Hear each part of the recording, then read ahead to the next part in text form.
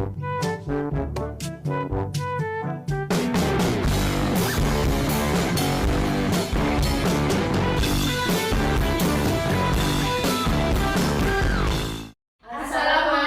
warahmatullahi wabarakatuh. Kepada yang terhormat Bapak Atok Syihabudin selaku dosen pengampu mata kuliah makroekonomi Islam, dan juga kepada teman-teman dari kelas 2 ekonomi syariah.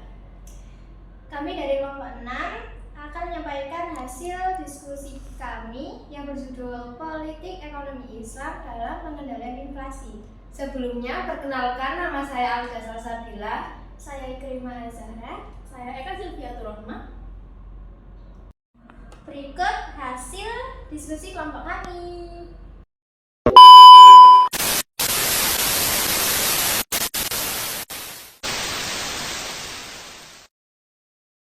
Jadi di sini saya akan menjelaskan apa sih itu inflasi dan politik ekonomi Islam. Next.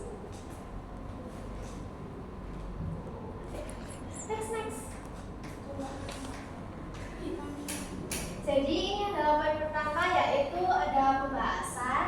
Dan yang poin pertama itu ada abstrak, yang kedua itu ada pendahuluan, yang ketiga itu ada materi dan metode, dan yang poin keempat ada hasil pembahasan, dan poin kelima ada kesimpulan.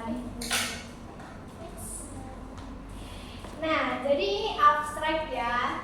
Jadi ekonomi Islam adalah sistem ekonomi yang berbeda, yang sangat berbeda dari sistem ekonomi lainnya, karena menggunakan teknik dan strategi unik untuk mengendalikan inflasi. Ekonomi Islam mendukung langkah fiskal dan moneter yang diambil untuk mengurangi inflasi. Penyebaran inflasi di Indonesia tidak merata,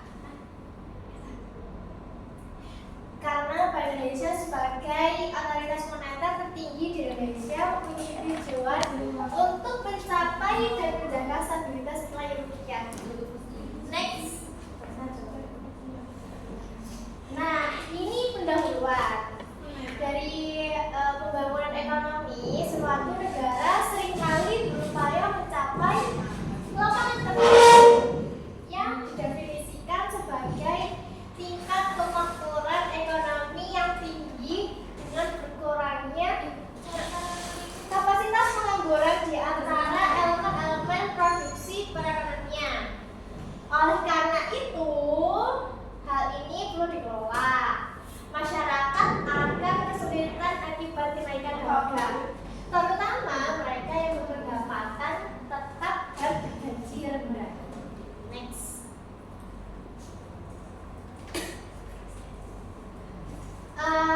Selanjutnya ada materi, yaitu inflasi adalah terdapat pergeseran yang sangat besar pada tingkat harga umum untuk setiap satuan waktu ketika tingkat harga keseluruhan perekonomian berfluktuasi. Inflasi disebabkan oleh dua faktor.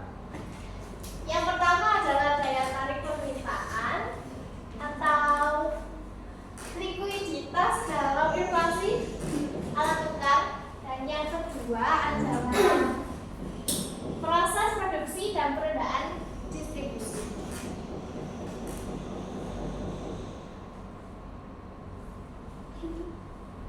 Dan yang ini adalah metode. Penelitian ini menggunakan metode deskriptif dengan pendekatan studi pustaka, di mana sumber dalam penelitian ini diperoleh oleh kajian pustaka yang berupa dokumen-dokumen, literatur, serta sumber lainnya yang berhubungan dengan penelitian ini. Metode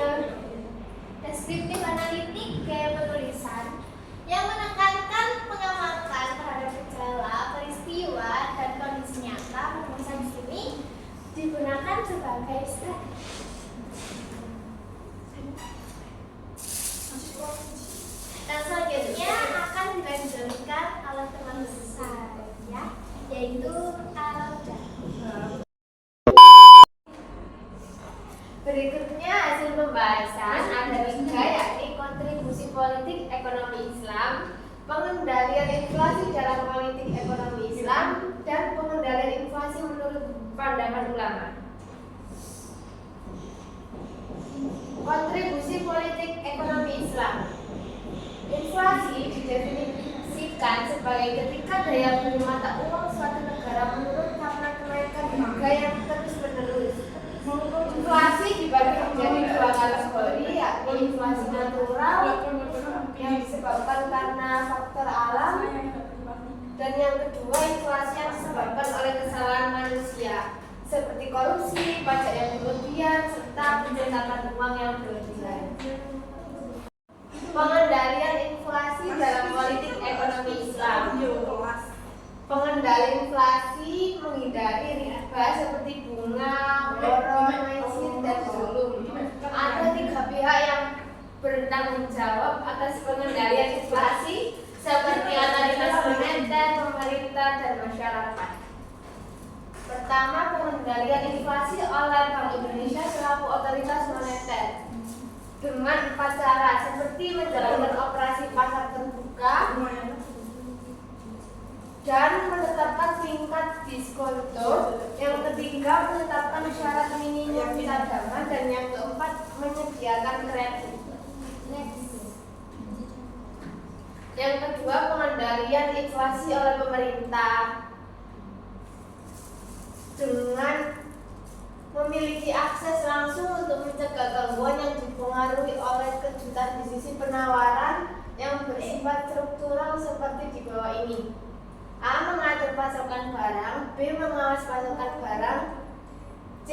Menyiapkan infrastruktur untuk mendukung distribusi dalam proses produksi dan distribusi. Politik ekonomi Islam sejalan dengan kebijakan bahwa pemerintah tidak dapat mematok harga barang karena akan menzalimi para pedagang. Yang ketiga, peran masyarakat dalam pengendalian inflasi. Masyarakat memiliki peran penting karena masyarakat sebagai pembeli dan penjual mencapai titik keseimbangan di pasar, memengaruhi penetapan harga naik dan turun. Next. Di sini ada pengendalian inflasi dalam ekonomi Islam dan pandangan menurut para ulama. Yang pertama, kebijakan fiskal. Pemerintah bertugas mengatur perekonomian guna mencapai kesejahteraan masyarakat. Menurut Manan, kebijakan fiskal Islam dan prinsip-prinsip anggaran berupaya untuk menyamakan kedudukan antara nilai-nilai material dan spiritual.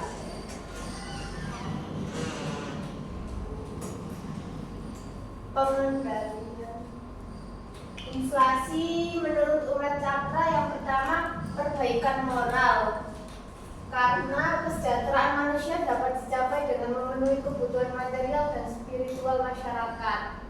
Yang kedua, distribusi pendapatan dan kekayaan yang merata.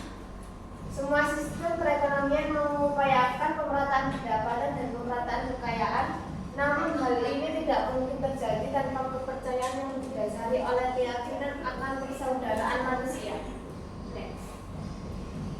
Sudah, selanjutnya akan dijelaskan oleh teman saya.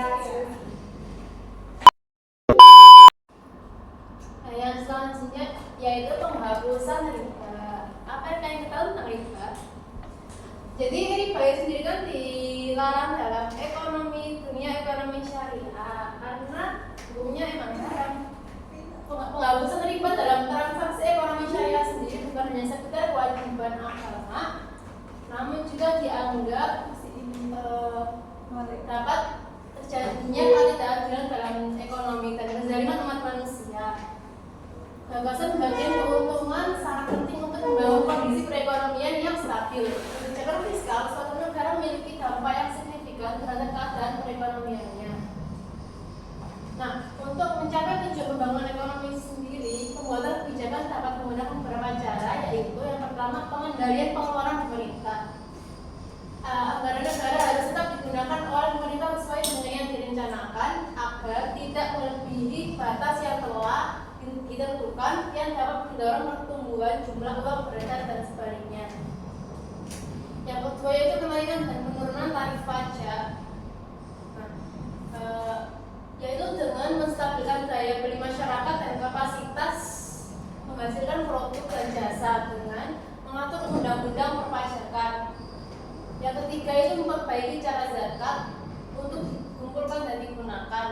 Penjelasannya itu dengan memaksimalkan pengumpulan zakat dan dimanfaatkan dalam beberapa cara untuk menjaga keamanan finansial.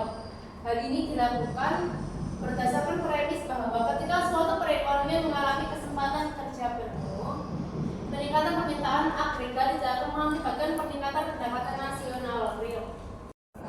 Yang selanjutnya itu kebijakan moneter. Sebagai contoh, Bank Indonesia sendiri kan kebijakan moneter sangat ketat. Yang dilakukan Bank Indonesia sendiri yaitu dengan menaikkan suku bunga. Bank sentral menggunakan instrumen moneternya untuk mengendalikan jumlah uang yang beredar. Sebuah praktik yang dikenal sebagai kebijakan moneter. Diharapkan dengan menggunakan alat ini, peredaran uang dan inflasi dapat dikelola sesuai dengan tujuannya. Bank sentral sendiri dapat menerapkan 3 langkah untuk mengendalikan inflasi. Yang pertama yaitu kebijakan diskonto, yaitu langkah bank sentral untuk mengubah suku bunga untuk mengakhiri aliran uang. Yang kedua yaitu operasi pasar terbuka yang mengacu pada pembelian dan penjualan sekuritas oleh bank sentral. Tujuannya sendiri untuk mengatur jumlah uang yang beredar di masyarakat agar kalian bisa menarik atau membagikan uangnya. Yang ketiga itu bank sentral, yaitu dengan menggunakan kebijakan pasokan uang tunai yang juga dikenal sebagai kebijakan rasio kas. Tujuannya sendiri itu untuk mengubah jumlah uang yang beredar dengan mengubah proporsi pengiriman uang tunai ke bank.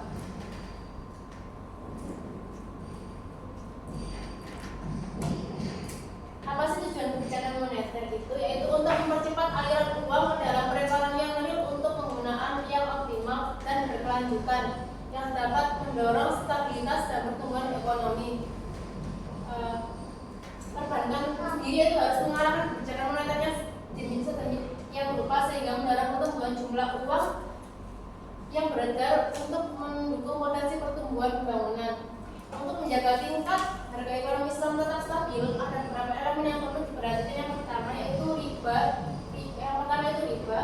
Yang kedua itu menimbun uang. Yang ketiga itu permintaan uang yang digunakan untuk tujuan publik dan darurat. Yang keempat yaitu transaksi riba talaki yang melibatkan pengintaian penjual dari luar pinggiran kota untuk dijual kembali di pusat kota guna memanfaatkan volatilitas harga. Dan yang terakhir yaitu transaksi kali dikali. Maksudnya itu transaksi non tunai yang akan terjadi di masa depan dan tidak melibatkan pertukaran produk. Banyak kebijakan moneter tidak memadai untuk mengendalikan inflasi, dan karena masalah inflasi biasanya bersifat multisektor dan lintas lembaga. Pada tahun 2005, tim koordinasi penetapan sasaran, pemantauan dan pengendalian inflasi atau bisa disebut dengan TPI dibentuk di tingkat pusat untuk memfasilitasi kerjasama antara pemerintah dan Bank Indonesia. Anggota TPI sendiri ini terdiri dari Bank Indonesia dan beberapa kementerian pemerintah besar yang terkait seperti Kementerian Keuangan, Kementerian ESDM, Kementerian Koordinator Bidang Perekonomian, Bulog, Kementerian Tenaga Kerja dan Transmigrasi, dan lainnya. Nah, dari semua pembahasan tadi dapat ditarik kesimpulan yaitu dalam kebijakan ekonomi Islam, pengelolaan sektor moneter untuk mengendalikan inflasi adalah menghindari penggunaan alat berbasis bunga. Otoritas Moneter Indonesia telah menerapkan teknik pengendalian inflasi yang disebut SIMA dan SBIS yang apa artinya? Tahu? Yang menggunakan angka mudharabah dan juga alat. Dengan bentuk koordinasi Kementerian Bank Indonesia dan diawasi oleh Menteri Koordinator Perekonomian dan Moneter. Pemerintah telah menunjukkan upayanya dalam mengendalikan inflasi. Perekonomian suatu negara menderita ketika inflasi terjadi karena hal tersebut mengganggu cara kerja uang, mengubah harga, menjadi produktivitas dan investasi yang efisien.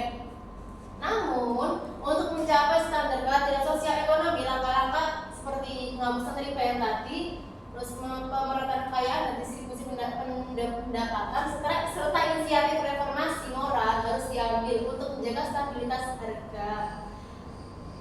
Kebijakan moneter dan kebijakan fiskal sendiri ada dua kategori utama atau kunci utama lah untuk kebijakan yang digunakan untuk memerangi inflasi. Terima kasih. Terima kasih atas perhatiannya. Biru laut seperti kolam, ikan paus pandai menyelam, dari lubuk hati yang paling dalam, kami tutup presentasi ini dengan salam. Kopenhagen.